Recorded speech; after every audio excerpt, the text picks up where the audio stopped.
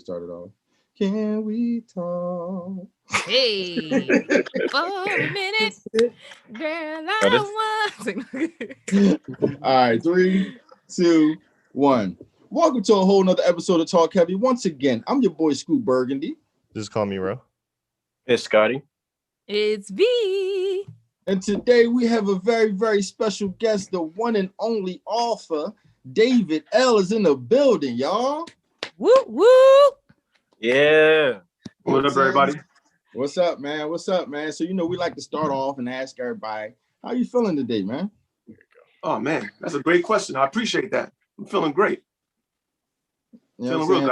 I woke up alive. I'm good. I mean, you woke up alive. I'm great.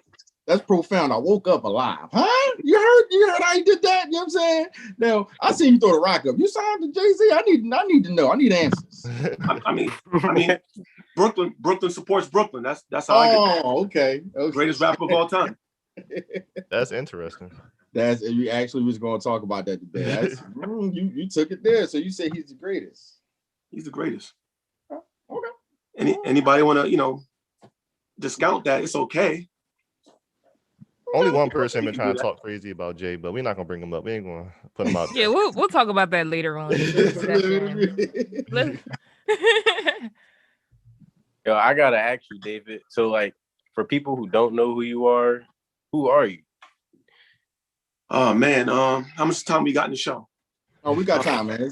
We got time. Yeah, good. I'm an author first and foremost. I'm an author. I've written and published 5 novels that are presently out in circulation, 3 novels that are no longer out in circulation.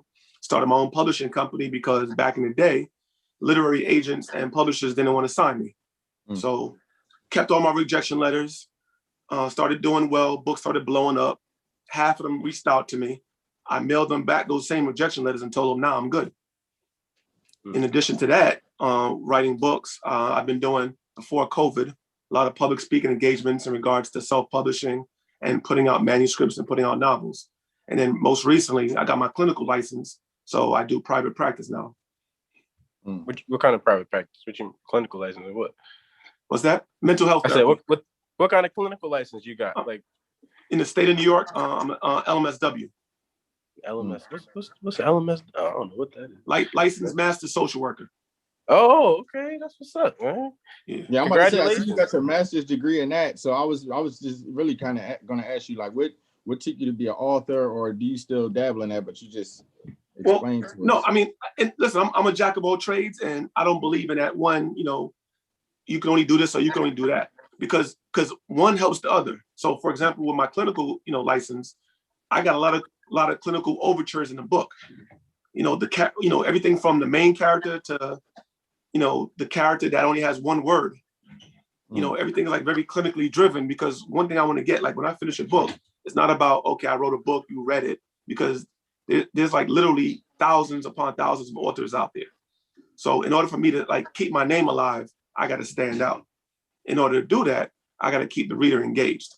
So my job, basically, the moment you pick up my book and start reading it, it's 2:00 in the morning. I want you to miss the next day at work. Like, I want you to have to call in and say, yo, I overslept. I'm not going to be until noon because you stayed up all night reading my book. Like, that's my prime objective. Oh, I'm sorry. Go ahead. No, I was just saying, like, that's my prime objective, to get you to read my book. And not to compare it to, like, the drug industry, but it's like, okay, I got 5 books out. I want you to read the first one knowing that, okay, there's 4 more books to read, and you're going to fall in love. You got no choice. So with your first book, from what I understand, sorry, I can't speak today. Over Your Dead Body is pretty much from the main character's point of view. And one of the things that you described in there was kind of the going through the fragile institution of marriage. And so I'm just curious to hear kind of like when you were going and writing this book, what made that, what caused that inspiration of like writing something about love and hate, but still keeping like that New York, like keeping it real New York while you're writing it out? So one thing stood out to me in writing that book. One day I was traveling back from down south. I don't know exactly where. It doesn't even matter for this, particular part of the story. But I was driving back to New York from down south. As I'm on 95 and I'm traveling, I see like nothing but billboards up. So I'm looking at these billboards and I see a pattern. I drive 100 miles, I see a billboard for a quick and easy divorce. Drive another 50, 100 miles, I see another billboard, be divorced in as fast as 7 days, $99. Not one time did I see a billboard 7 days. That's what I'm saying. Yeah, I mean, hey, I don't know, but I'm seeing every billboard in regards to divorce, from quick and easy to be divorced in 7 days, whatever. But I didn't see nothing trying to keep, the husband and wife in a relationship, because there's not as much money into it. So, economics speak, revenue speaks. If it costs more money to get a divorce versus to actually enter a union, then, people are going to push divorce. And so I started like even doing more thinking and going back to my clinical degree. I'm like, you know what? We've all been in that situation before. I'm not gonna say all of us, but probably most of us. You get into a heated argument with, your spouse or your loved one, and in your mind, you're like, yo, I could just kill him right now. But most of us never go that route. But there is that 1% that's like, yo, you know what? They start planning it out in their head. Okay, you know what? They get home at 8 o'clock, so I'm gonna have this ready, whatever, and they plot. And that's the difference between that 1% versus the mass majority that's like, you know what? No, I'm gonna go to jail. I'm not doing that.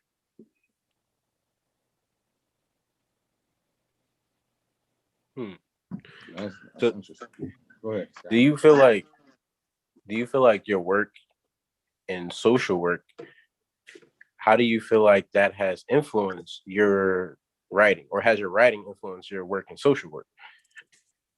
I would say more so my clinical expertise strengthens my book writing, because when I create a book, when I start writing a book, what I like to do first before I even start writing the book, I write out the plot, and I do like a little brief 2 to 3 paragraph synopsis on each main character. So then as I start creating the book, I'm like, okay, based on this character and their attributes and their characteristic and their personality type, would they do this? Would they do that? Going back to Chalk Outline Confessions, which was technically my second book, the main character is a Black female serial killer. I did that because most serial killers are white males. So this particular character, the main character of the book, she's killing men leading double lives. But a lot of the nuances in the book is female driven. So I had to do a lot of research, because obviously, I mean, you can look at me, I'm not a woman. Right. So I did a lot of research. I did, a lot of surveys, asked random questions to various people of age, background, demographics, whatever, socio-political, whatever. Basically, I wanted to get into a woman's mind and say, hey, in this particular situation, would you do this? So once I got a consensus or a near consensus on the reaction, I would tweak my book in that type of way. So that's a whole lot of preparation, which I definitely commend anything involving a lot of preparation. But I'm just curious, with preparing that so that you could, get as much information as you could from a Black woman's perspective before going in and writing this book, how long did it take you to go through that process before you felt comfortable enough to really start diving in? A couple of months. And a lot of that is because of intangibles, such as you're waiting to hear back from people. I mean, one person's going to respond in an hour. Another person may not respond till next week. So in order for me to gauge and to accurately depict a certain number of females, I had to wait. And, playing the waiting game, of course, obviously you're going to slow things down. So I had to find other things to do to make up the difference in time.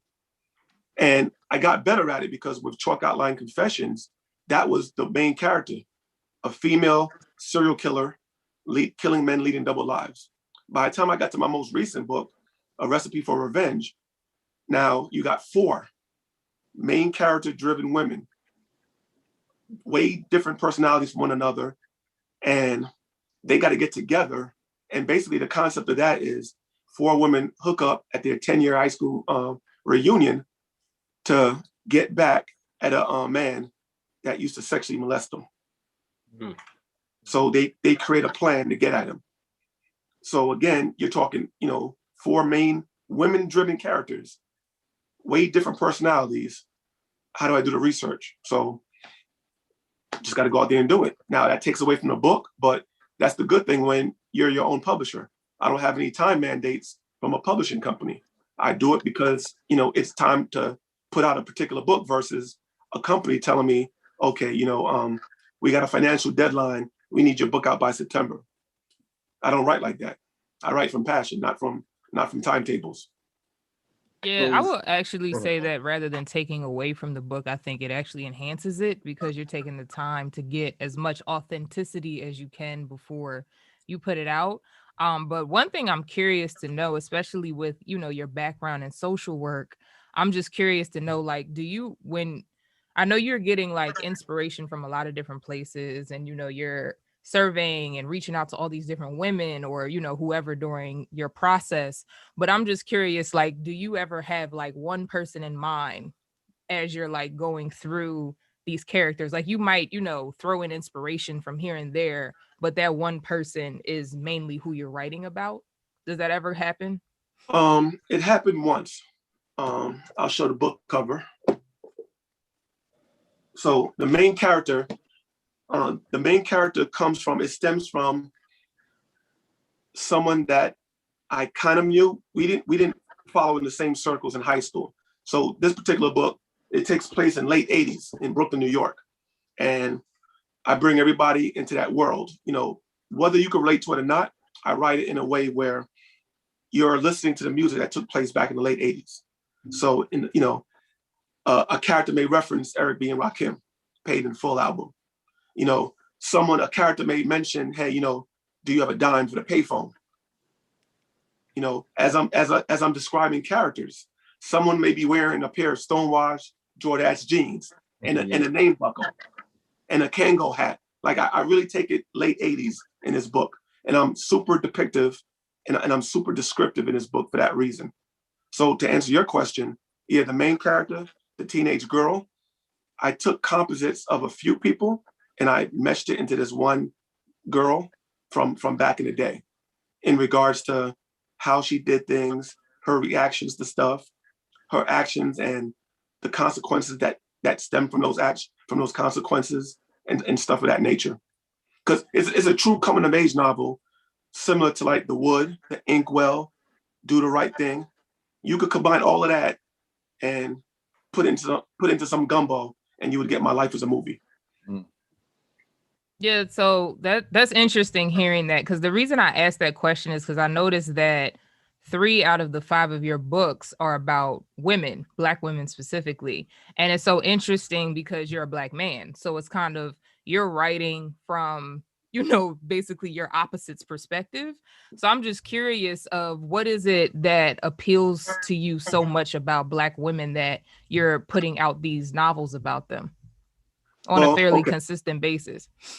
So I'm going to take it back to A Recipe for Revenge, my most recent, and I'm going to take it back to Chalk Outline Confessions, which on the low, I never say like publicly, but I'm not going to say it's my favorite, but I was at my most inspired with that book. And the reason for that is, first of all, it was written in first and third person, and there's a lot of like different technicalities going on because in the clinical world, like, okay, so for example, if you have a therapist and you're having a therapy session and you say, I'm gonna kill my neighbor, they have a legal, valid reason to report that, to save that person.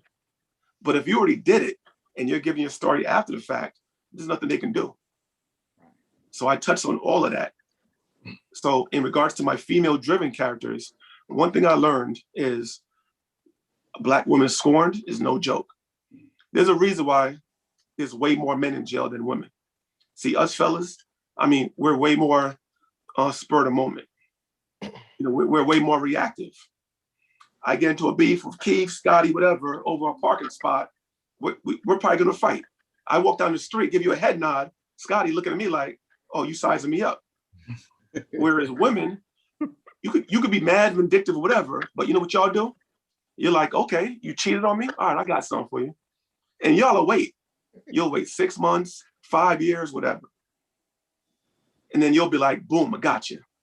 Right. But the fellas, we're reactive. We're not, as cognitive or as advanced as y'all. And I always said the most average woman, as far as intelligence, is probably still smarter than that above average intelligence, guy, because of those reasons. And I like to tackle female-driven characters in my books because of that reason, number one. And number two, over 95% of my readers are women. But I did write Represent for the fellas, and that was my crossover book. And I never planned for it to be my biggest seller because of that reason. Like, I literally wrote it for the fellas. Like, here you go. I'm from Brooklyn. Right. In the city, you got a lot of those quote unquote hood novels. I never wanted to do any of those type of novels, but I always had this like quote unquote hood story, which was actually my first story, but I waited till my third book to put it out because I didn't want to be pigeonholed into writing in that type of, genre. Right. Okay. I was waiting for the punchline. You said 95% of your readers is women. Well, I was looking at your face, Scott. I was waiting for it because you was talking about the average woman is smarter than the. I was with you until you started saying that, Dave. I was with you. I can't. You know what I mean? I'm gonna have to disagree with that, man. But I feel you though. I respect your opinion though.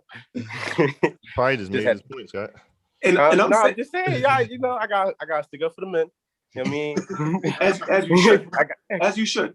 I got to stick up. But I'm talking that one particular instance of being reactive and being patient. You know what I mean? I'm not talking about overall. I'm saying from a timeline of waiting things out and being meticulous. A woman, and it's got nothing to do with being manipulative or being conniving. I'm not using those words. I'm saying like being meticulous and being very like specific in their plan. I feel they do more work in regards to putting forth a plan that works versus us fellas where we're like, yo, I don't care. You ain't gonna play me because it's more pride driven. With us, it's like, I know I can't beat that guy. He's twice my size, but I can't go out like a punk. We're gonna rumble. Women are tacticians. Yeah. Oh, no. I seen plenty of women fighting in my day. I'm just saying, man. I seen plenty of. I got you. I did have a question. Oh, my fault. Go ahead. Which is like, I just want to ask you about was there a certain book or something you read that sparked your creativity, or like as a child when you was growing up that make you love writing and storytelling?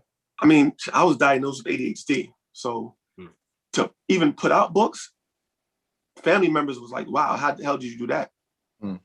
Just because, my mind is always wandering. But in regards to your question, I was writing comic books and wrestling magazines from like 10, 11 years old. Like I was always a big wrestling fan. So I would create my own like wrestling magazines and give them out to my friends on the block.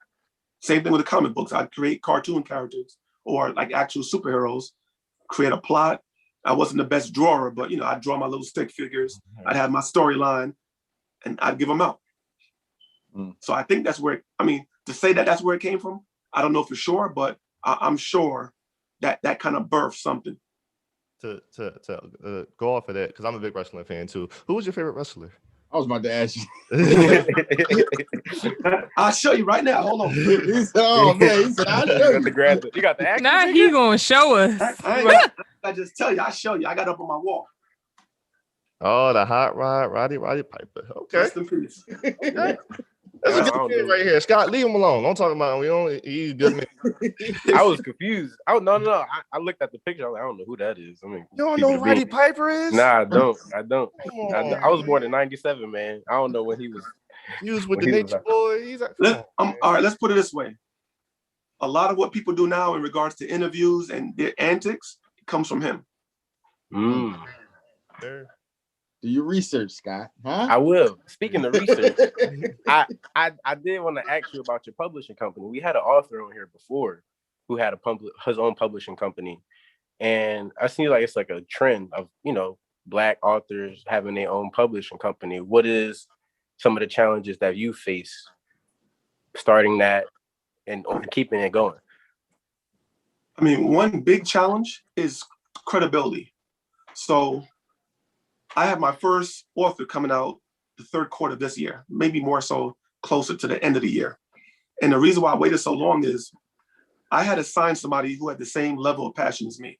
And truth be told, that was hard to do. And here's the thing. When you're running any type of business, you're dealing with individuals whose their mindset may not be where yours is at. So like, for example, I'm in the streets, I'm pushing my books. Every opportunity I get to promote it, I'm doing so. As the author, you should have as much energy behind your book as me, if not more. And if you're just sitting back waiting for me to promote it, that's a problem. I don't want to deal with you. So from a publishing standpoint, putting out my own books, it got to the point where now people wanted to sign me because of the success. And I'm like, well, everything that you could have given me, I already got.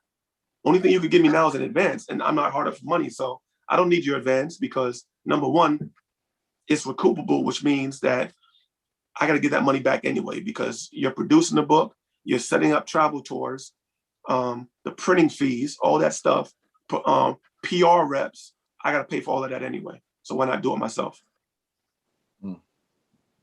Right. And you talked about having publishing other people's books. How do you feel that search is going for you? Like looking at certain genres? Are you looking for a particular author? What are you looking for? Right now, I'm strictly fiction. I'm not doing any nonfiction. There's a couple of celebrities that wanted me to ghostwrite their book. I said to them, ghosts don't write. You do. Because you got a lot of these authors ghostwriting. But I mean, truth be told, we live in an era where, I mean, as long as you're literate and you're functional enough to actually be able to write, even if you're not the best speller in the world, that's why you pay an editor to copy edit your work, to get it out. So I was never really a big fan of the ghostwriting platform, but for those that go that route, and it's a good revenue for it, but I just choose not to go that route because the time it takes for me to write your book, I could be writing my next one. Would you do something similar to like what Alex Haley did with Malcolm X's, the autobiography of Malcolm X? I would give it some thought, but it would take, because you mentioned the autobiography of Malcolm X, one of my favorite books, it would take something of that magnitude.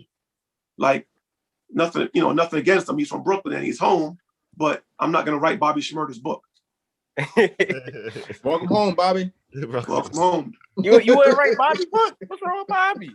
No, there's absolutely nothing wrong. That's what I'm saying. It has to be something that I'm totally invested in. In that, okay. I'm not just doing it for the money. For Bobby Shmurda, I'm doing it for the money. Right. Right. Real talk. And in the moment I put myself in a position where it's just for the money, I'm gonna fall back.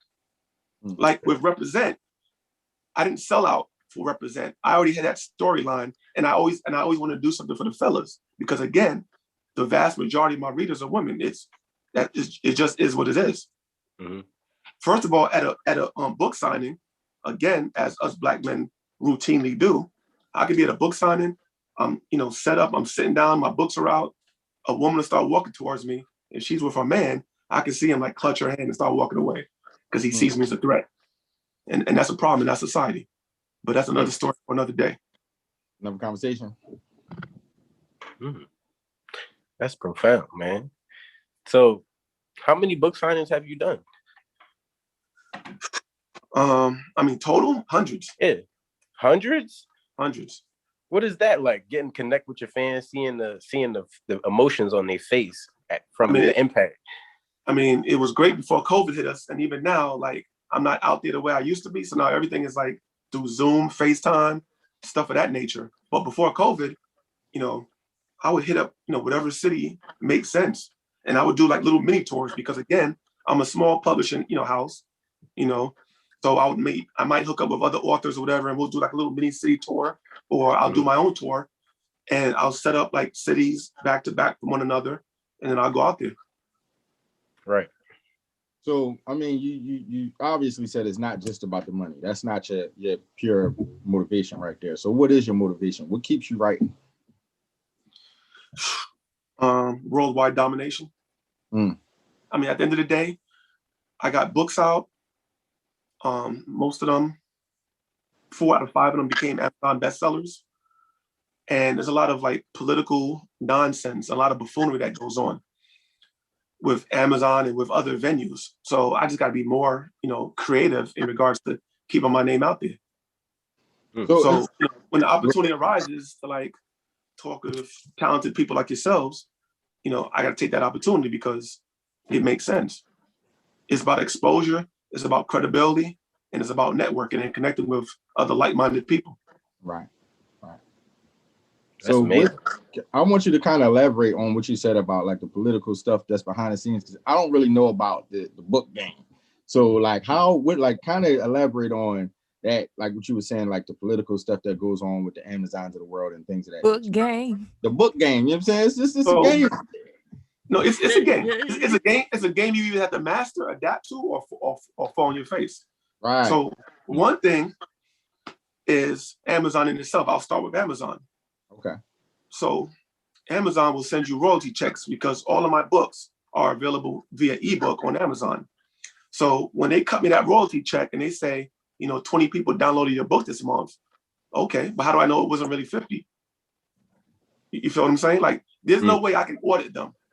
Right. Well, let me take that back. I can audit them, hire legal representatives to, go through their books. That's gonna cost me thousands of dollars. Right. And as a small imprint, that makes no sense. That's one. I'm gonna give you 3. Number 2, bookstores. I'm out here in New York. If you're a bookstore out in Little Rock, Arkansas, and we work out a consignment deal and I mail you 20 books, who's to say that when you sell those books, you even send me a check? Am I going to travel from New York to Arkansas to get 20 books worth of money, which may equate to about $150, $200? One-way flight is going to eat that up right there in itself. And they know that. They see the package, they see New York. In their minds, they're like, okay, we'll sell these books and he can kick rocks. We'll never deal with him again. Unless 2 years later, I happen to be doing a book signing in Little Rock, Arkansas. Right. So then the man comes out, the reactive man in me comes out, snuffs somebody, and now I got a lawsuit. Right. You're losing money again. Exactly. And that bookstore is telling everybody, don't deal with that guy. He's a hothead. Right. Third thing I'll mention, I'll leave it at number 3. I'll just keep it simple with number 3, is social media. A lot of people, they brag and they show off and they make up stories on social media that the average reader has no concept of knowing what's true and what's not. So they just ride the wave. First of all, you just came out with a book last week and you wrote best-selling author on it. How did that happen? Like, you're a bestseller on your block. How did like half of them don't even know how many book sales you need to become a bestseller. But they wrote best-selling author and they're promoting that. And then people that don't know better, right, they follow the wave. Man, so I see that a lot. I don't question it. So I guess I should start questioning it. A lot of people like, yeah, I was the best. I'm like, all right, yeah, that's what's up. Like, I don't know. Dang, I never knew that. And that person knows that you don't know. So they're gonna capitalize on it, because here's the thing. You got Big Scoop, sees a book and says, oh, it's got bestseller on it. It must be a good book. Okay, let me buy it. And I'm gonna throw out a complimentary number 4. Because I mentioned Represent.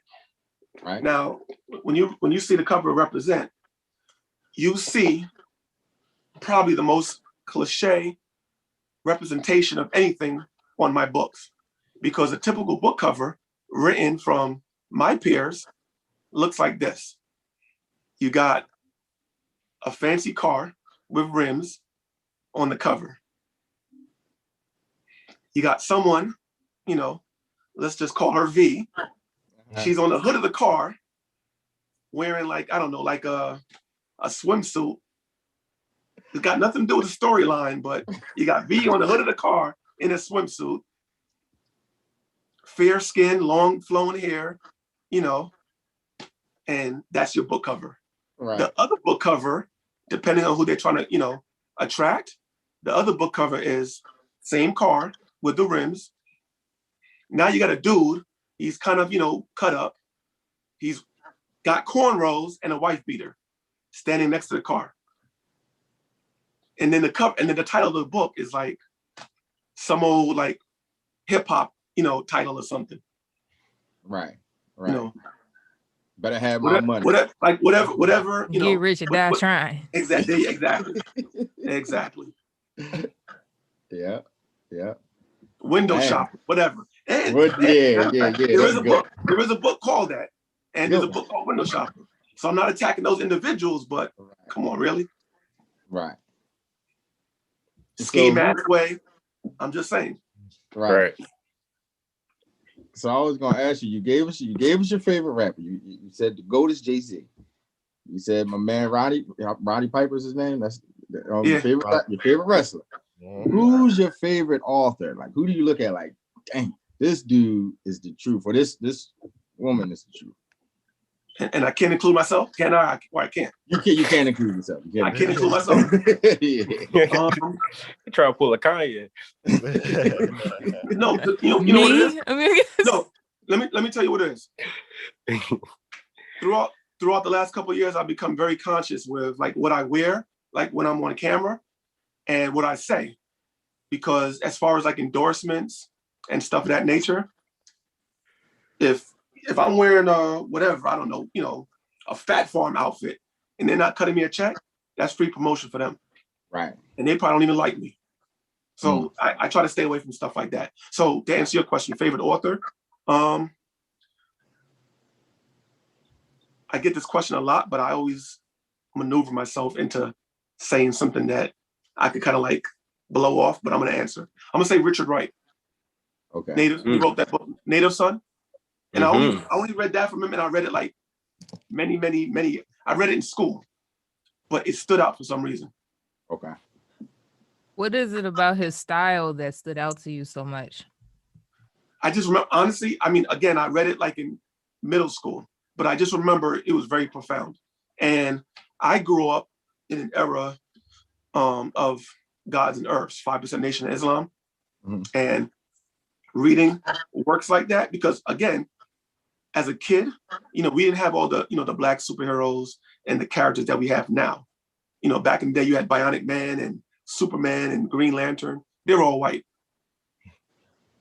So I needed someone that looked like me. So, when I got into the whole concept of choosing a name that means positivity, that makes you stronger, makes you stand out, gives you, knowledge of self, I flock toward that. So in regards to Richard Wright, I remember reading a book. I couldn't tell you the main character. I couldn't tell you even about what it was about. Only thing I could tell you was after reading it, I'm like, wow. It's like the first time I watched Roots. I watched it as a kid, but it didn't have the same impact until I watched it as an adult. So this is great because I love that book. And Native Son really talks about systemic racism and in Chicago and back in the 20s or 30s, I forgot what year it was, but it's amazing. And one thing that I really take away from that, and also what Nina Simone said was, artists, authors, music artists, painters are supposed to reflect their reality. They're supposed to express what's going on in the world through their art. What kind of responsibility do you feel as an author to portray that? I feel the same way wholeheartedly. My last 2 books that I wrote, even though there's profanity in the dialogue, I actually bleeped it out. Like instead of like F-U-C-K, it was like F *** K throughout the entire book. So this way, you could read it and know what I'm talking about, but yet you could give it to your 15-year-old son and not have to, feel that he's being like over inundated with like just word playing language that you would allow him to say, to your face. Right. And not that I made a conscious decision to get it into the school system. That was like a plan that if I had the opportunity to do so, I would. But I really did want to be mindful of, okay, you know what?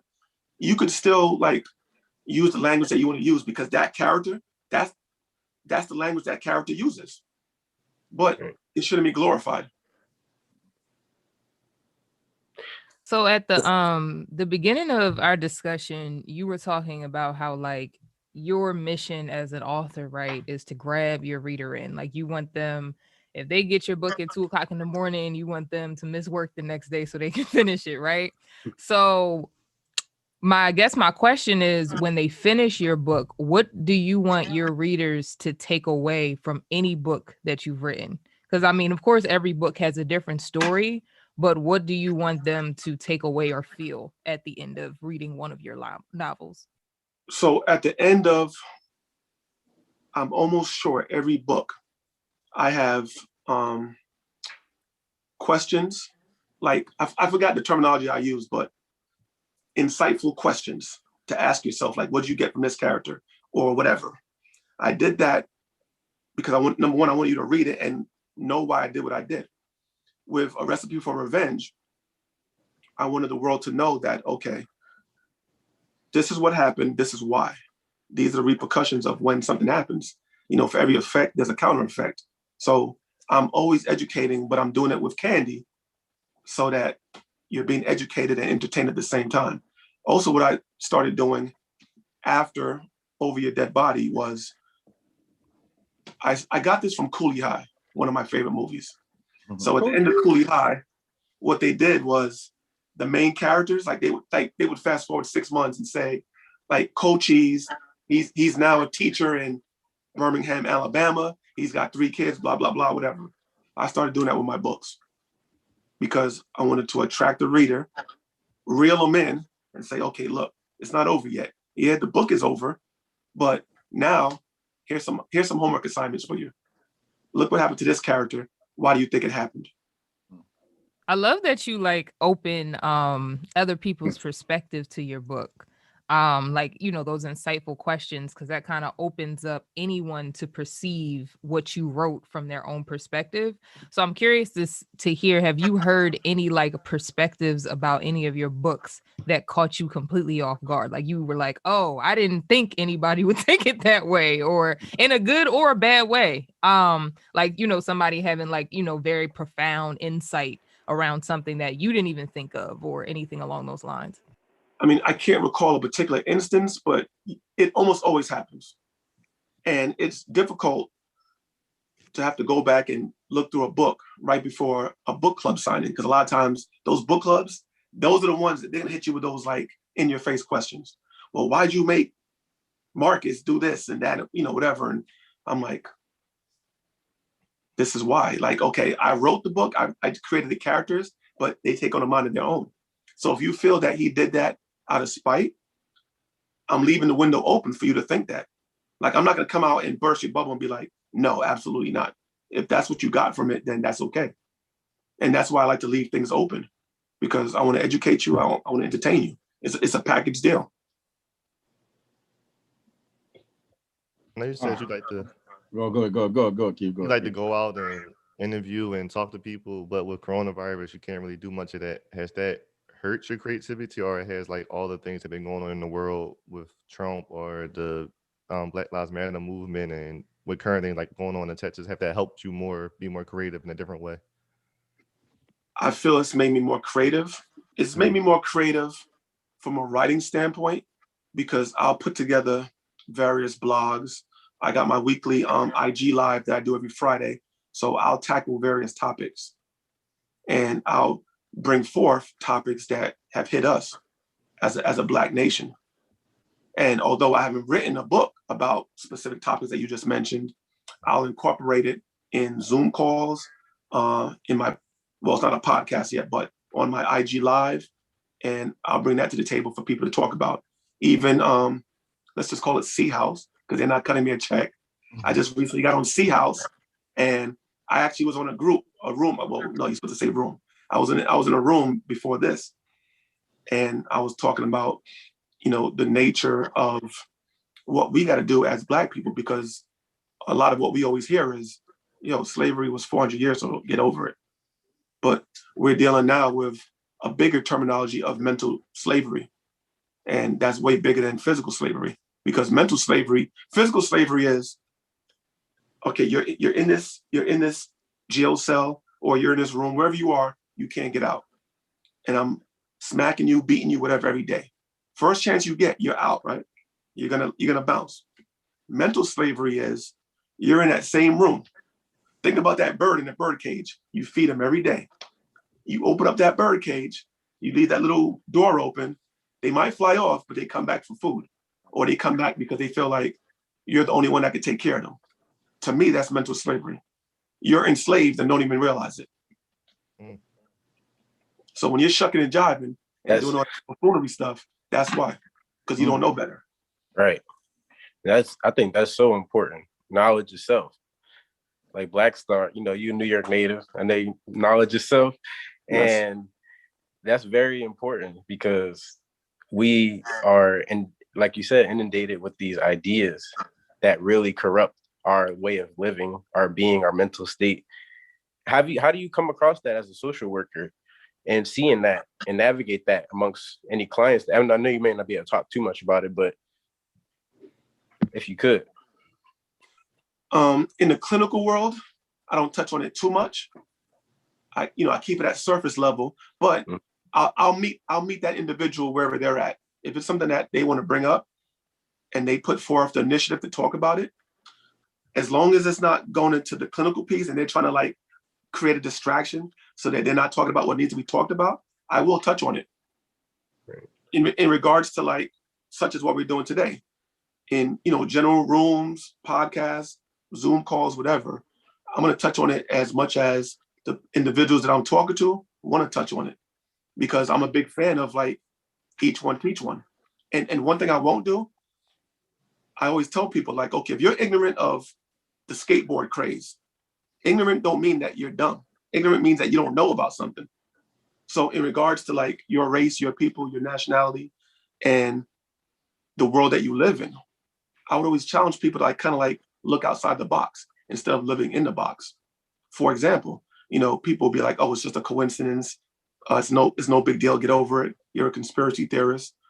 Something as simple as, what do we wear when we go to a funeral? We dress up in black. But when, your sister, yourself, your cousin, whoever's getting married, 9 out of 10 times, especially the bride, she's wearing all white because that's supposed to symbolize purity and cleanliness. What's the opposite of that? Dirty, filth, which is black. So in regards to all of those things, whoever I'm talking to, I can look at their facial expression, I can look at their body proxemics, and the moment they start to become defensive, I'm like, you brought it up. But if they want to hear more, I'll bring up more. Everything from, you're scared because a black cat just crossed your path. You literally crossed the street because a black cat crossed your path. That's mental slavery. When you're saying, when you're recycling stuff like the Black Plague and Black Monday, the Black Holocaust, all guys wear black, the villain in black, that's all mental slavery.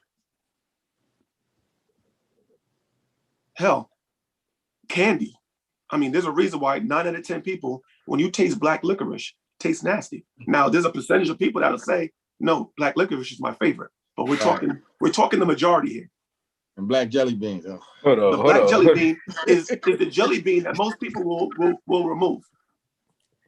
You can't tell me that. Nobody can tell me that's coincidence. Nobody. Really? So you believe that black licorice? It's a conspiracy out here. Not a conspiracy, but it's a thing. Imagery with black licorice that they're trying to push. I think what it is that, again, you got to understand from a surface perspective.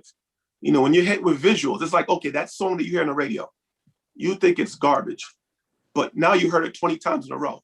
You start bobbing your head to it. That's mental programming. Mm-hmm. And it's no different. When you're shown something, when you hear something, your senses are picking up on it. And that's why they'll tell you, if you want to study, depending on the type of learner you are, play a cassette or a CD while you're asleep, because you're absorbing that information even while you're asleep. So if you're being hit with negative images, you're grasping all of that stuff, you're taking it all in and don't even realize it. So we talked about this on the show previously. How much do you think that music plays a part in this, since we talked about it, hip hop and all of that? In regards to like what I'm talking about now, mental slavery and all of that. Adding music to it? Yeah. A lot. Because you had your different phases of music. And once the powers to be, the man says, okay, that's no longer in style, the artist now has to readjust himself accordingly. Back in the late 90s into the early, I'm sorry, late 80s into the early 90s, you had groups like Poor Righteous Teachers, X-Clan, Brand Nubian, and they promoted a certain type of music. Once the powers of be decided, okay, you know what, we're going to go in a different direction. Now it's 92, 93, 94. Now you got what they call gangster rap, the Snoop Dogs, the NWAs, stuff of that nature. Everyone else had to fall back and readjust themselves accordingly, right, or else you weren't going to get played on the radio. You had to come out with that crossover hit. So now your crossover hit goes platinum. So what's your next single going to be? It's going to be another crossover hit, because the label is like, you know what? That last song just went platinum. We need another one of those. And what are you going to say? No. right. You signed a deal. Either you stick to your horses and you don't put out nothing similar to what you just put out, and then they don't release you, or you follow the cycle. So now in this era, when you have what's called trap music or mumble music or whatever you want to call it, well, there's a reason why it's popular, and it's going to continue to be popular until it stops selling. So, all right, you're a writer from New York. We just talked about music. I know you rap. I know you got at least a 16 something. You used to rap or something. I feel it. No, I was always behind the scenes. I always wanted to be that person behind the scenes. And this is what I told a group of kids one day. It was a middle school group, it was a middle school group out in Queens. So a gentleman, I don't know what his role was at the school, but I know he was a retired officer, had me come down to the school to speak to the kids, which I've done before. I thought, for whatever reason, but maybe it was my mess up, I thought it was high school, but it was junior high school. So I see the kids, I'm like, damn. So now I got to tweak my dialogue, because I'm dealing with younger kids. I get up on the, because it was in the auditorium. So I get up on the podium, whatever you call it. I get up there talking to the kids. I'm like, so what I wanted to do was I want to explain to them that not always being in the forefront meant success. So I said to them, I was like, who knows? I think I used, I was like, who knows 50 Cent? Now, this is like 6-7 years ago. Everybody raised their hand. Every single kid. Hell, all the teachers, everybody raised their hand. Right. I'm like, okay, so you know who 50 Cent is? I'm like, all right. Who's Eminem? Everybody, of course, once again, everybody raised their hand. I'm like, all right, who knows Dr. Dre? Everybody raised their hand once again. So now I'm like, okay. In my mind, I'm like, okay, I got them right where I want them. I'm like, all right, who's Jimmy Iovine? Not one person raised their hand. Not a teacher, not a superintendent, not a kid, not the cleaning crew that was behind the auditorium, nobody. So in my mind, I'm like, I got him. I'm like, nobody knows who Jimmy, I said it again, nobody knows who Jimmy Iovine is.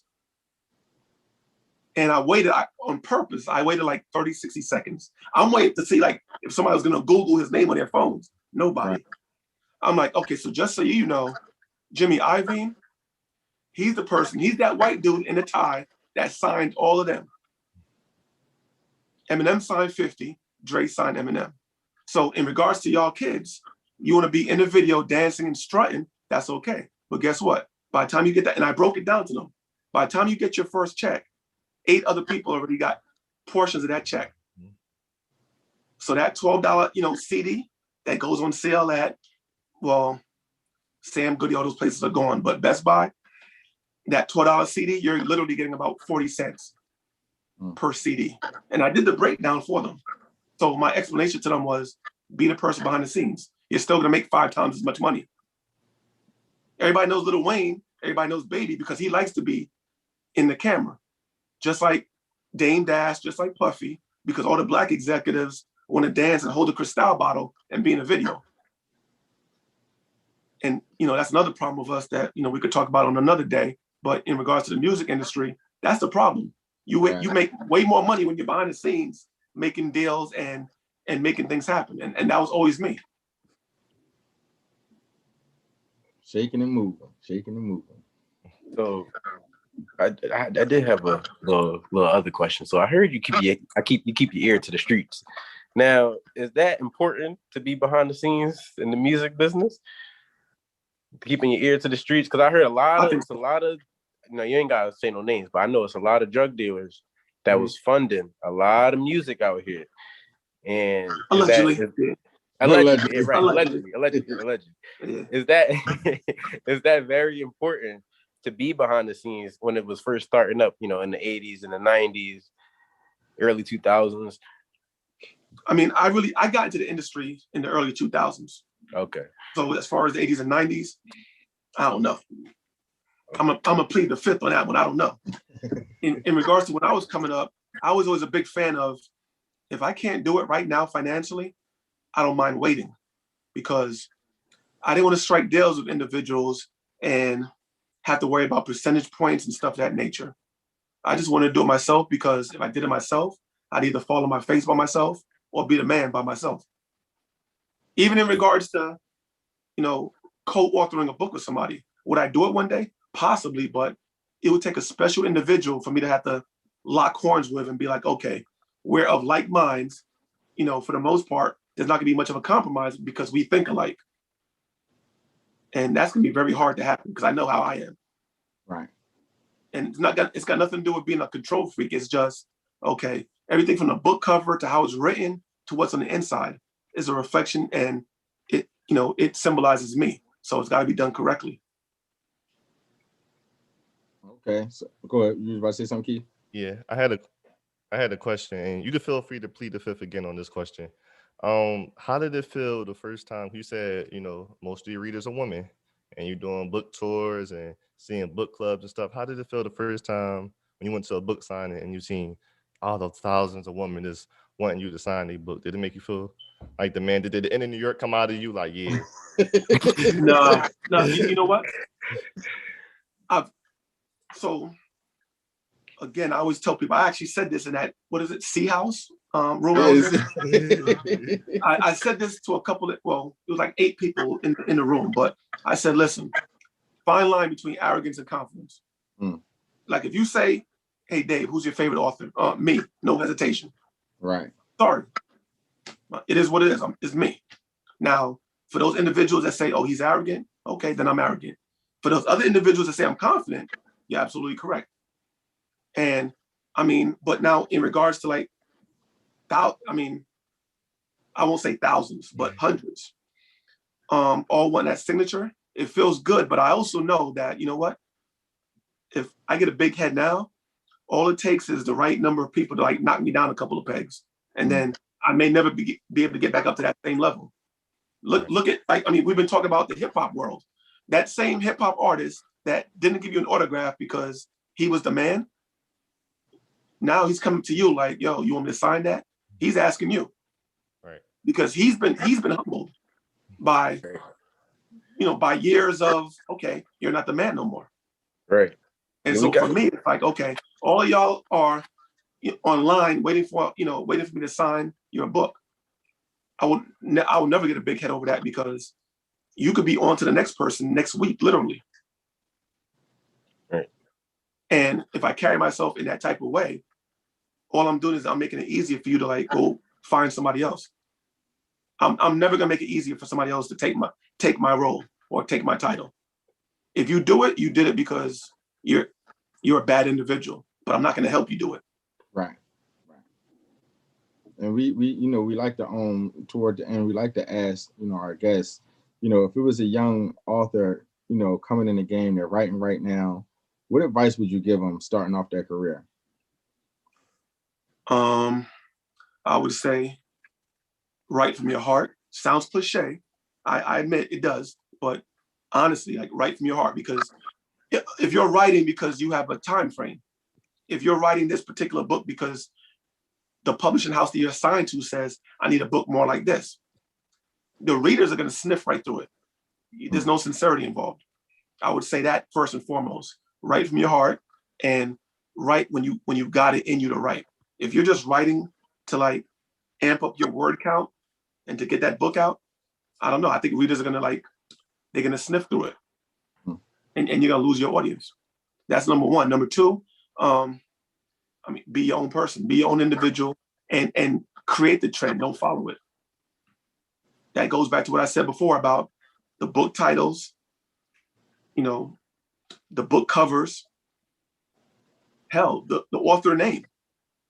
Like everything just became very like pigeonholed, and everybody was doing stuff for shock value.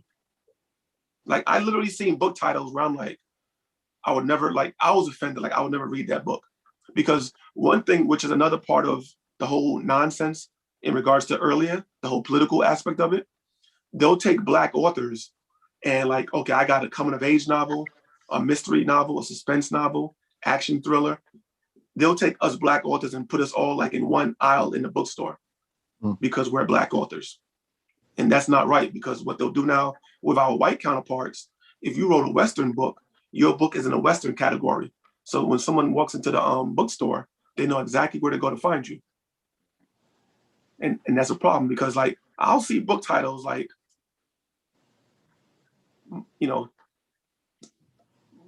Mama's Baby, Daddy's Baby, all that other stupid like buns and like breakfast.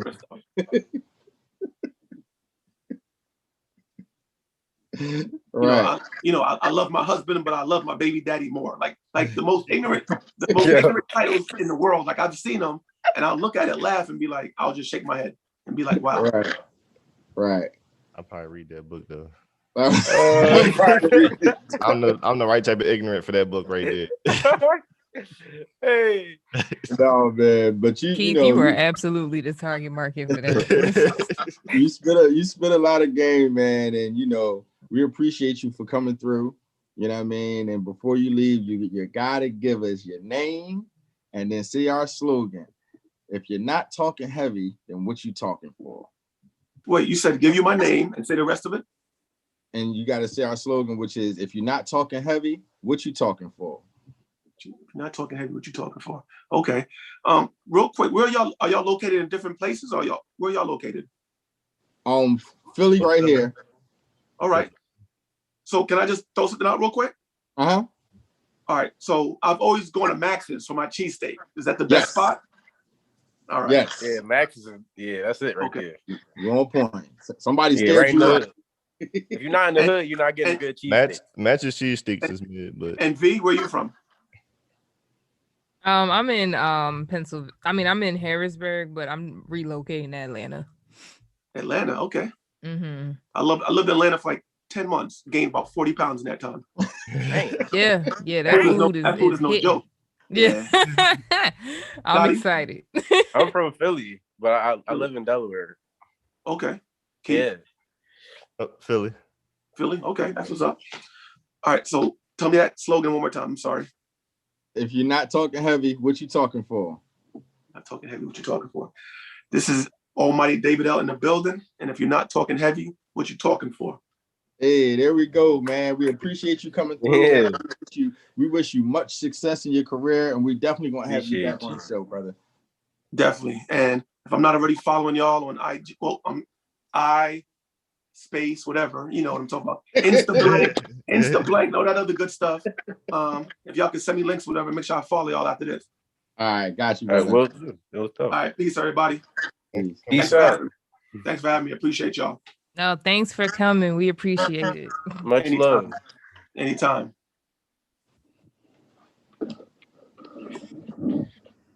So, what we got going on? What up, gang? What up, gang? I love my baby daddy more than my husband. That sounds like a good book. I'm not gonna lie. Keith, after you read that, let us know how it was. Let us know how that thing goes. So we might turn that joint to a movie, you know what I'm saying? We about to use that. You gonna use it? You gonna start writing tonight. I love it. It's a must get. It's a must read. So we was having a conversation. We're just gonna bring that conversation to end off the show. We're gonna bring that conversation to y'all. I mean, see what happens, man. So we was having a goat talk, if you will. Goat man. First, we want to know if you will. if you will. What are you guys' definition of a goat or the goat? Can there be multiple goats? And if you had to pick one GOAT or more, who is your GOATs of the hip hop game? I think Scott's answer because he got the dumbest answer. I got the dumbest answer. Come on, Scott, give us your foolishness. Hold on. Wait a minute. Where is this coming from? Why am I getting attacked off rip? Why am I getting this energy off rip? The greatest of all time. That's what a GOAT is, right? Okay. In my opinion, when it comes to music and hip hop, there can be multiple GOATs in the same room. It's a round table. You feel what I'm saying? It ain't no one GOAT. In my opinion, because it's different types of GOATs in hip hop. You got your conscious, your lyricists, your flowers, your move. You know what I mean? It's different types. Your superstars that sell a bunch of records, your Eminems, your Jay-Z's. Then you got your lyricists, your Andre 3000s, your Kendrick Lamars. Like those that's what my definition is. Andre 3000's a GOAT? Absolutely. 100%. 100%. There's no question about it. I'm a fan of Andre 3000. I just would never put him in a GOAT discussion. But go ahead. I think people just say it to sound cool. Wait, what? Huh? Like, don't get me wrong. I love Andre 3000, but I would never bring him up in a GOAT discussion. I'm sorry. People ain't. I was just asking a clarifying question. I'm gonna make sure I heard properly. Aquamini, Stankonia, Southern Playalistic. Big Boy is underrated. All right. So Big Boy's amazing. He's amazing. Outkast is amazing. One of the best rap groups of all time. No, Andre 3K is one of my I agree with that. So I will put him in my GOAT. Was Fergie Outkast? No, Gwen Stefani was. All right, so okay, I have a question then. Scott, out of that definition that you gave, give us. You have to pick one now. One? Yeah, gun to your head. Who's your GOAT? All right. Are you going today? I'm getting my brains blown out. All right. Kendrick. I'm picking Kendrick, man. Okay. Yeah. You skipping a line. You just saying, bang, listen, that dude is the GOAT. How Kendrick gonna be your GOAT?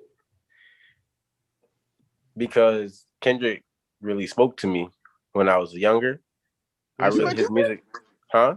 You got his number? No. His music. Yeah. He came to your school. Yeah, really crazy.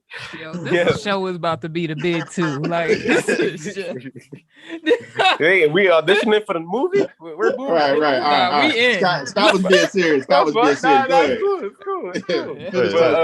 But on the real though, he really did speak to me when I was in high school. Especially, I was like 14, 15 when I first started listening to Kendrick, and it really resonated with me.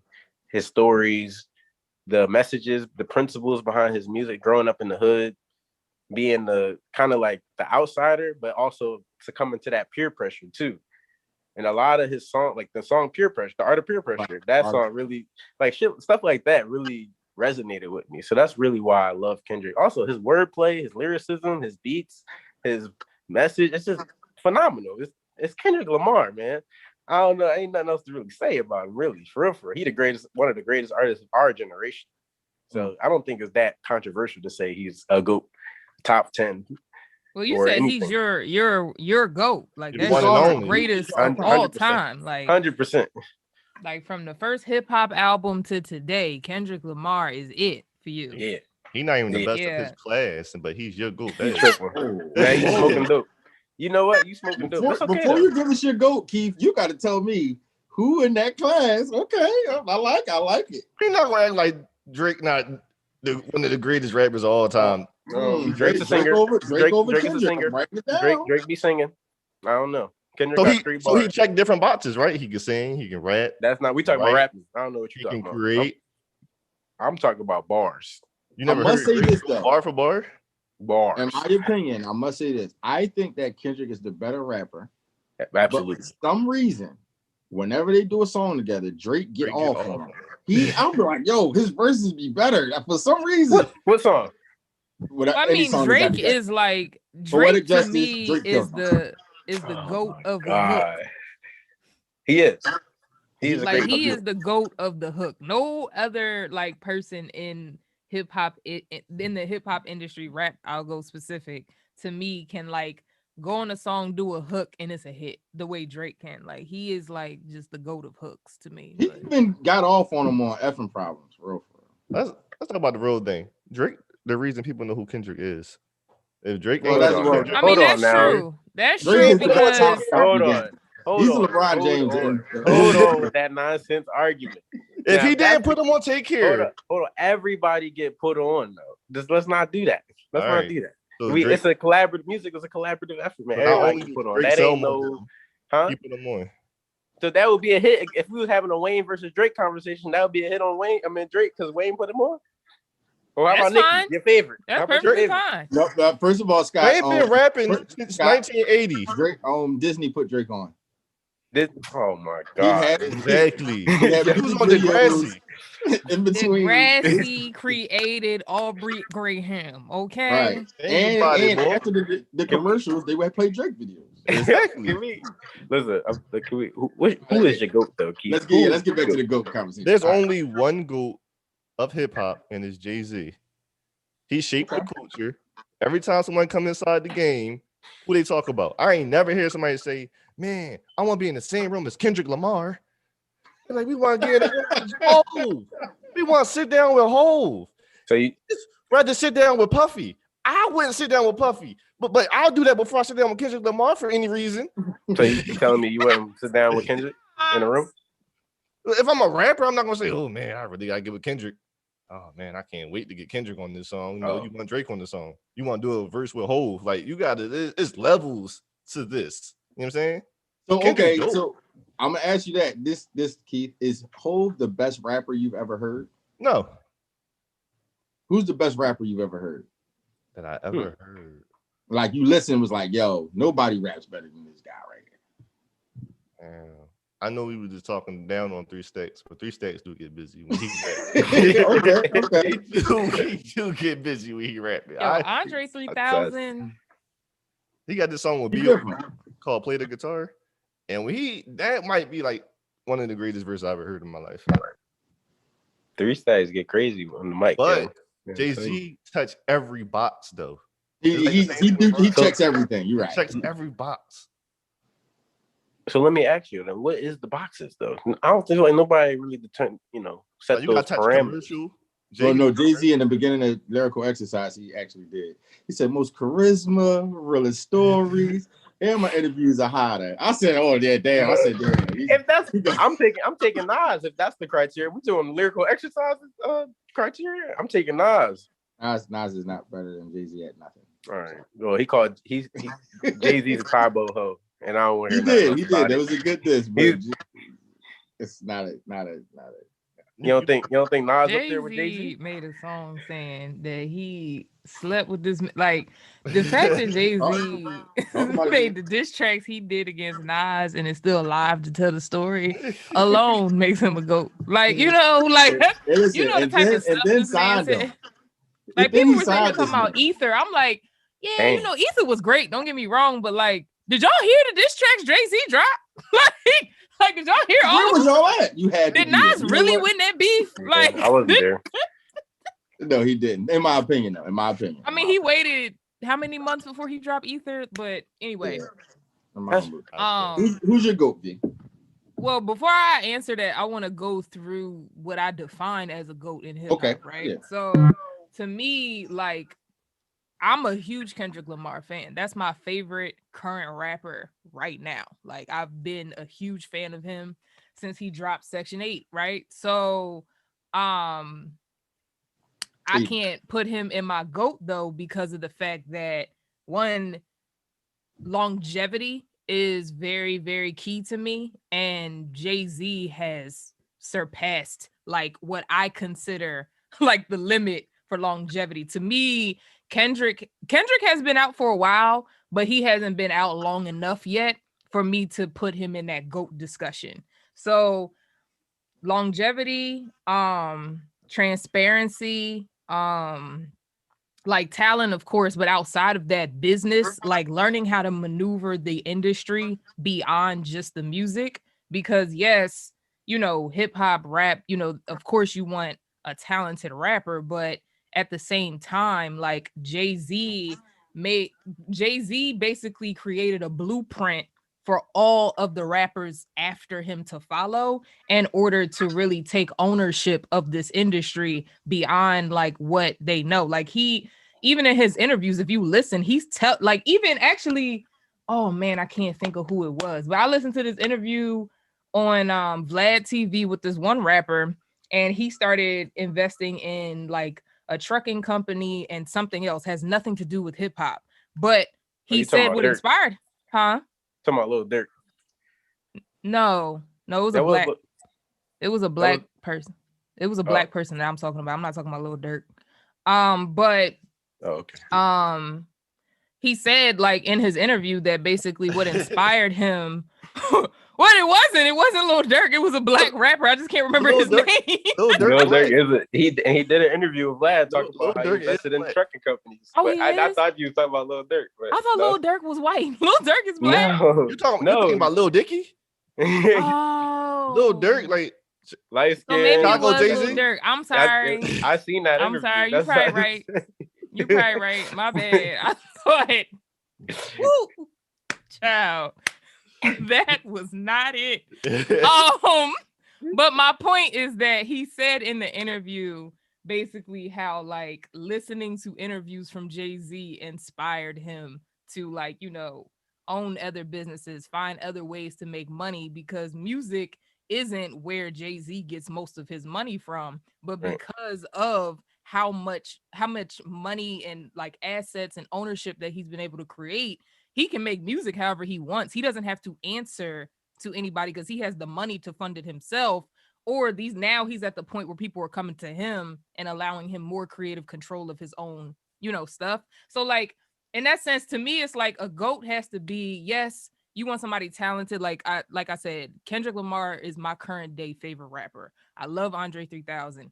I love conscious rap as a whole, but the reason that when I name some of these conscious rappers, I can't put them in a GOAT discussion is because they inspire their listeners, right? And they may inspire other conscious rappers, but they're not inspiring a whole generation after them of how to take over this industry, especially like an industry that's benefiting so much from blackness.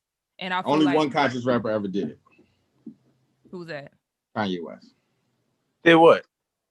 Like have that big influence like that, like across, like as a conscious rapper, like the Commons and them didn't have that impact that a Kanye West had. Like Kanye West like changed the way dudes was dressing, even the whole way hip hop was even, you know what I mean? Cats was even spitting at the time. So I did write a list. Glasses. Yeah, you know what I mean? I did write a list off of what B was saying, and you want it. Like I wrote down longevity. I lost track of my list, but I think the point is that I have Jay-Z as my GOAT because of the fact that when I go through my list, I forget where I was at. He checks off all the boxes, and I think the most important thing on that list is definitely transforming the industry. But like in a way that inspires those like after you of how they can take it over when you are done. And I think I think he does that. I didn't know we was including business acumen in the conversation. Absolutely. I mean, the industry is a business, is it not? I didn't know that was part of I thought we were talking about art, the music. That's what I thought we were talking about. It's part of it. But the music industry is a business. I don't consider that part of my conversation. I'm thinking about it as the music. Yeah, you don't consider anything because you say. Because I mean, even when you look at like outside of well, actually, never mind. I don't want to bring sports into it. Go ahead. Well, I think that even what's more important, right? Not even just the business part of it. So what I was basically wrote down was longevity, like you said, right? Album sales, definitely. Your influence and like basically your swag too, but really your influence. So I think what Jay-Z's business ventures have done is created more influence than anything. It's not per se that he's done business, but I think that once he was doing what he was doing, like what him and Dame Dash did, it's funny that Dave said what he said, because I know when I was younger, I used to hear Dame Dash and Jay on the radio. I was like, yo, I want to be the dude Dame Dash. Like these niggas got cartoons, they got right, they got everything, like, you know what I mean? Mhm. So, you know, that I added lyrics to it. Of course, that's like, for me, that should have been number one. But Yeah. lyric, you know, your lyrical prowess, how, you know, that whole thing. And then I gotta add battles and beef to it. Like, if you got into a battle and you stood tall, that's hip hop right there. You know what I'm saying? And I think that when you look at all of those categories, I don't know if I missed out on anything. One thing I far as- wanted to add was how Jay-Z, like, he made it cool to rap about other stuff than what he started rapping about. Like, if that makes sense, because I feel like when you look at his class, a lot of those artists, especially the ones who didn't last as long, it was because they stayed in that bubble of like rapping about like, oh, go ahead, Keith. No, I'll pause.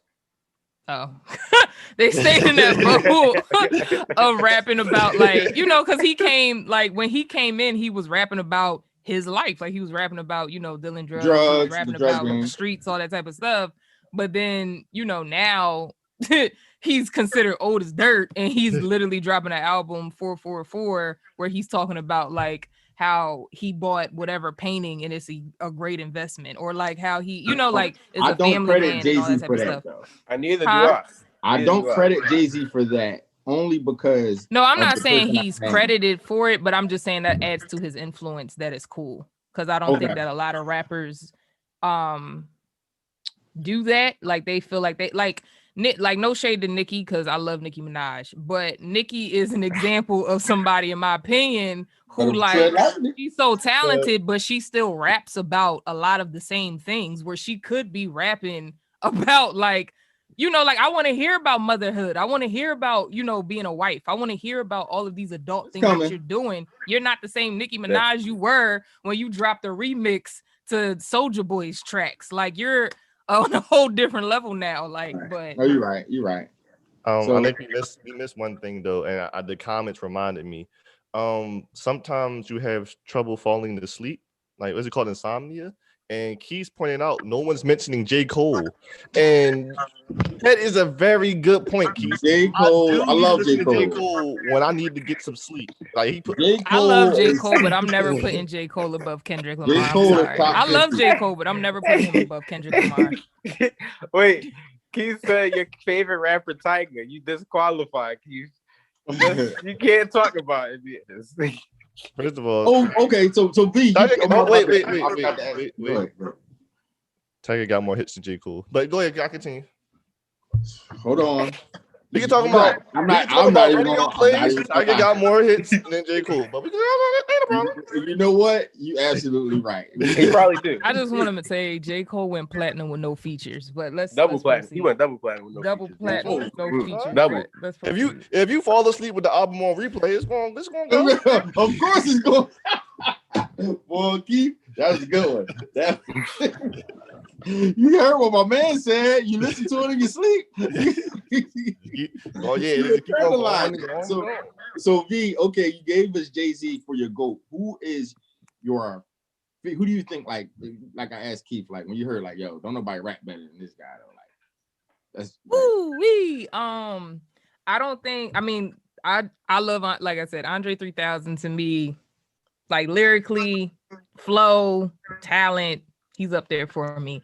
But somebody I don't think who gets credit for especially how talented their wordplay is Big Sean. Like, for whatever reason, I feel like he's like the underdog of his class. When you really listen to him, it's like, oh, Bull got bars. Like, no, he's nice. I had a line about Big Sean when he came out, and I used to always say, man, they get a right nigga a chance because he be spitting. Yeah, he do. Can I say that? But yeah, Kendrick is at the top for me. So okay. Can I say that Big Sean had a better verse on Control than Kendrick? He didn't. So, all right, your favorite. All right, Scoop, who you go, bro? People just like that Kendrick said name. Kendrick had the I like my baby dad better than my husband type of verse. Yeah, but Big Sean had the better. No, Kendrick right there. Yeah, Kendrick bodied the whole joint. I don't know what you're talking about. That's all. I understand why your favorite rapper. This goes for Jermaine Cole, Big Crit Wale, Pusha T. That's what the. What was you reading a list? Calling everybody out. You reading a list? That was 5 minutes of his They said was Rocky called- Drake. I heard Scoop name in that joint. Holler, man. Lil Get Uzi? up. Lil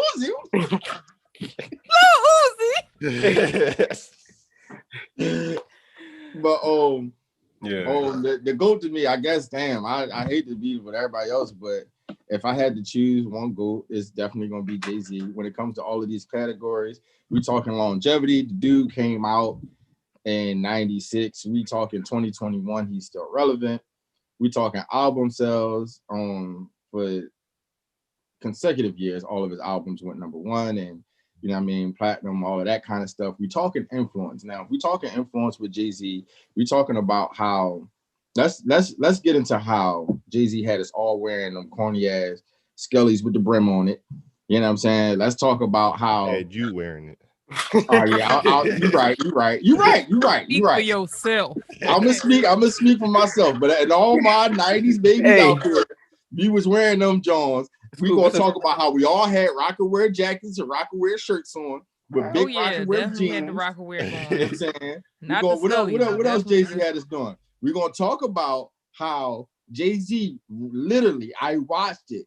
Everybody was wearing throwback jerseys. Fab was the king of throwback jerseys. Yes, he was. And when Jay-Z says, I don't wear jerseys, I'm 30 plus, give me a crisp pair of jeans and a button up, everybody and their mom took their throwbacks, tucked them, threw them away, and put on a button-up t-shirt. And for a year or 2 or 3 or 4, everywhere you went, everybody had on a big button-up with the top joint open. In Philly, you know, you got to button it all the way up to the top. You know what I'm saying? And that was going on. We're going to talk about how Cristal, how they shut Cristal when they said we don't drink Cristal no more. So the influence that Jay-Z had in the game is just it. The list goes on and on and on. I mean, even up until, I'm not gonna say he's the first rapper to be in a public relationship, but him and Beyonce was like, oh, every rapper gotta attach themselves to a girl now. And look, this is my girl, and we're the hottest in the game. Now we're the hottest in the game. So Jay-Z, as far as influence and swag and all of that, he's definitely top there. Lyrics, he's top tier. You know what I mean? He's not the best rapper I've ever heard, but Jay-Z got lines. He is no way, shape, or form, no type of slouch. That dude can spit. You know what I'm saying? And battles, man, I think that when it came time for him to stand tall, Mobb Deep, he got them out of there. You know what I'm saying? And Nas, I personally think he won the battle. You know what I'm saying? But, you know, for people that say that Nas killed him because Ether was a bomb, you know what I mean? I get the shock value and all of that, but I personally think he won the battle. I think that he got off on Mace when he was going back and forth. And yeah, so yeah, I think when it comes to battles, You talking about Welcome Back, Mace? No. Him and Mace had a battle back when Jay-Z was on his second album. And Jay-Z was like, he was bombing them. I'm a little old, so I remember the old stuff. Welcome back. That was done. Not the one. Welcome back. Welcome. That's what Mace was still going back and forth with Cameron. I think Jay-Z killed Cameron. You know what I'm saying? With on Dig a Hole. Jay-Z really he do got a body bag with like a lot of rappers in it. You know what I'm saying? So yeah, he's the one who came out with I'm about $1. Who the fuck is 50 Cent? You know what I'm saying? Back when 50 Cent came out with I'm gonna rob the industry. Jay-Z kind of killed him. He did that on Summer Jam. The first time he spit the verse. Yeah, Jay-Z did a lot of dope stuff. You know what I'm saying? So I'm giving Jay-Z the GOAT status on that one. But I will say this. Over the years, a lot of people will argue me down. A lot of the younger people will say Wayne is the GOAT. And when I look at this list, Lil Wayne. And when I look at this list, I get the argument. I do get the argument. Even when it comes to longevity, album sales, influence that Lil Wayne had on the industry, as far as how the industry truly changed after Lil Wayne. Lyrics, that boy can rap.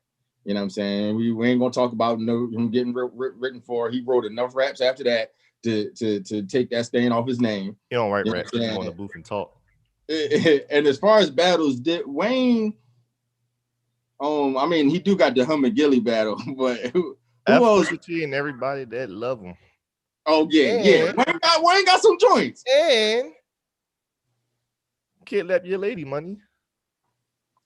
Come on now, hold on. I'm talking about the Lil Wayne and Jay-Z. That was a hotline though. He said, "Since I called this, now you got 80 problems." I said, "Oh, let's cover that, Jay-Z." One thing I will say too that I think Lil Wayne has over Jay-Z is the fact that Lil Wayne put on and brought in two of the greatest like rappers after him. Like, because I feel like Drake and Nicki Minaj is unattested that they took over for their era. Like, for their class, they definitely have the best body of work. And I'm not talking about just like, you know, music. I'm saying like album sales, like in like all of the stuff you just named. I definitely feel like that. And that's one thing he has going. I'm gonna credit Nicki. I'm gonna give her some flowers right now. Not only is just like the greatest female rapper, but she's one of the GOATs as far as rappers are compared. You know what I mean? You know, when you look at all of this, this list, you know what I'm saying? Nicki's in there. Now, part of it is because her field, nobody was in it. But you can credit that to shit. Nobody was in it. Like, she broke through and did what no other female did. So, you know what I'm saying? You know, Nicki's a GOAT. But I call Jay-Z the GOAT. And if I gotta go with the best person I ever heard rap, Jadakiss come to mind. I was going to say Jadakiss. He comes to mind, but Jadakiss, he's very, very, very, very good. Great, but I've heard better rappers. But if it's like, yo, you should listen to rap music. Nobody ever listened to rap music. I'm like, yo, listen to this dude right here. Like, he is rap. That's what Jada is. Old school rap. He is rap. That dude, like, his lines is all there. You know what I'm saying? Who's the better rapper you heard? He lost the battle with Beans, but you know what I'm saying?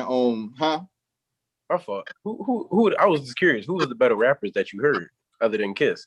Like, better. Me personally, y'all, I know y'all said his name, but I think lyrically, I'll put Kendrick over him. You know, over Kiss? Yeah, I would, only because of when I hear Kendrick, like sometimes, you know what I'm saying, as a lyricist, I'm like, yo, that was crazy. You know what I'm saying? Because, and this is the thing too about Kendrick.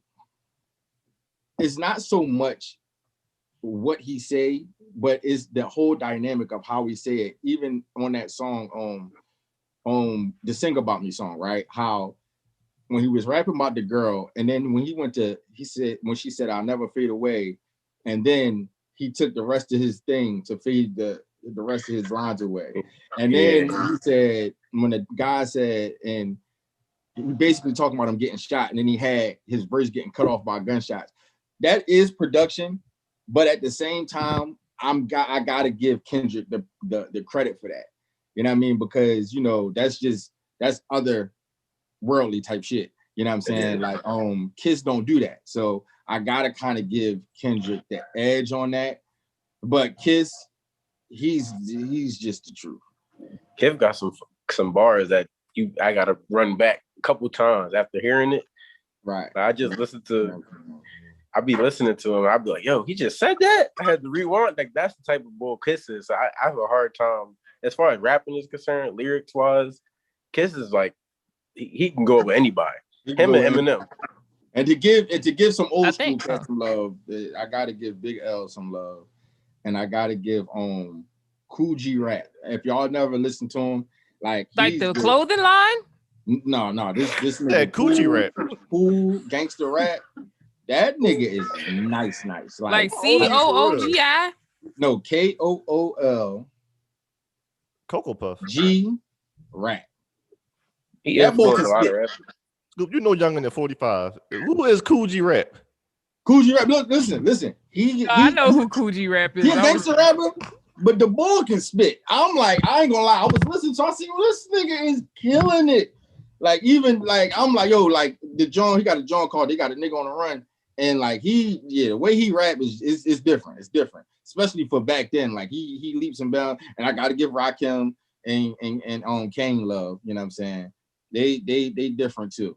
You know what I'm saying? Kane from Power? No, the Undertaker brother. Big Daddy Kane, the one who almost killed Uncle Nick. No, I wanted to piggyback real quick to Lil Wayne, because as we were talking about this, something else that I feel like Lil Wayne has over Jay-Z to a degree, because I've heard people make the argument either way, but in my opinion, I think that Lil Wayne is more versatile. Like, you can put Lil Wayne on any song. It could be a rap album, a country album, a pop album, anything, and he's going to fit. Like, somehow he's able to make his flow fit whatever genre of music he's in. And I don't feel like Jay-Z has successfully done that in a way where it has been like as transcendent as Lil Wayne, in my opinion. And I think that Jay-Z was already old by the time that was like a thing. He was like, I mean, the Jay-Z came in at 30. Like he I know, he that's what I'm saying. old. So he was already like, nigga, I'm 45 now. I'm not doing it. Like, you know what? Wayne had us all singing "I love, I love." Yeah, he had us all singing that. I'm gonna hold you. Lil Wayne had me out here blasting Linkin Park in real life. Like, you pull up in my car and I had Linkin Park blasting without Lil Wayne. Jay-Z did it first. And Nickelback. That's too hard to find a version. Well, actually, Run DMC did it first. So that's not. You want to talk about hippity hop now? So now let's talk about my name is Run DMC. No disrespect to the OGs of the game, but that's just what it is. So some people know Ron's house. That's. I'm not even gonna lie. I just put it together that you talking about Diggy's dad? It's from Rum DMC. You know what, man? That wraps up a whole other episode of TalkHvy. You didn't know Rev Run was Run from DMC? I didn't know. Oh, Jesus. Who me? Oh, I used to watch that show religiously. I was like, yo, they rich. Oh, okay. They rich. Oh, man. You had to be his there. wife. I wasn't even there, but you know. who? Baby fat. Hey, I had no idea. See? You know what I'm saying? You know, that's why you pick Kendrick as you got talk about. Listen. It was a different game back then. Our old rappers had clothing lines. Now all the clothing lines are sitting in Ross right now. You know what I'm saying? Everything that was hot back in the day, Rockaware sitting there, Baby Fat sitting there, Fat Farm sitting there. First of all, Baby Fat's making a comeback. Thank you very much. You might as well put on the furry boots with some apple bottom jeans and call it a day. You know what I'm saying? But that's just a little GOAT conversation. We'll continue this. Maybe we'll talk about the GOATs and basketball leagues and stuff like that. Can I say a moral of the story real quick? We need some R&B GOATs. Moral of the story. Go ahead. Lil B, Kendrick Lamar. Go ahead. Space God. Space God. Talk about it. Influence to the culture. You know what I'm saying? Culture? Yeah, the culture. So I wouldn't even know what Twitter was without the base God. He put a curse on people who did this, and they really did bad in life. Big Soldier. Don't even Big Soldier over. Come on, yo. Big Soldier. Big Soldier. He took my whole flow. First of all, Big Soldier goes by Big Draco. Let's start there. Big Draco, you're right. Draco. Soldier. He made Drake. He took his whole flow. We wouldn't even know who Drake was without Big Draco. Y'all making some real crazy ass statements, bro. And I'm drop y'all GOATs.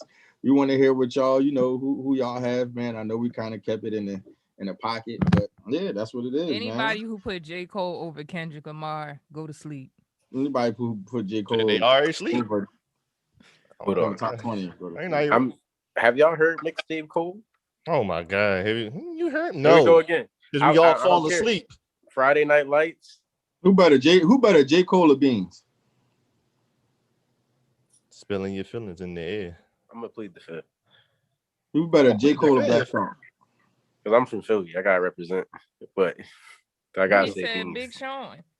Oh, you said Big Sean? I thought you said. No, I said Black Thought. Oh, Black. I thought you said Beanie Siegel.